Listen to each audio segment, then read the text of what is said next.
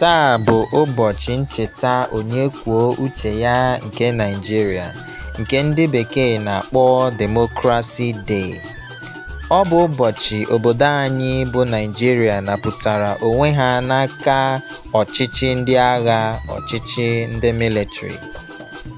Ọ bụ eziokwu na mgbe a na-eme emume a bụ ụbọchị abalị 29 n'ọnwa Mee ọbụla.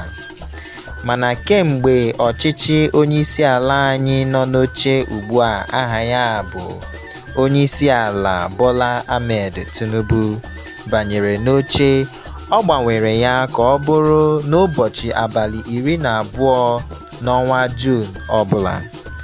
Taa mere ya afọ 27 anyị napụtara onwe anyị n'aka ndị militri.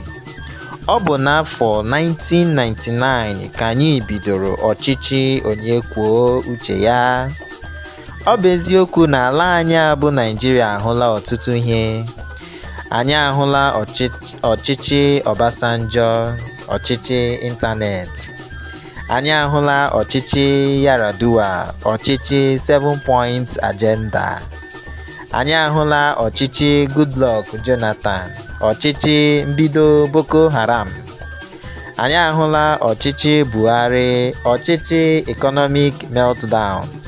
Anyị ahụla ọchịchị Tinubu nke anyị nọ n'ime ya ugbu a, ọchịchị mwepụ fuel subsidy.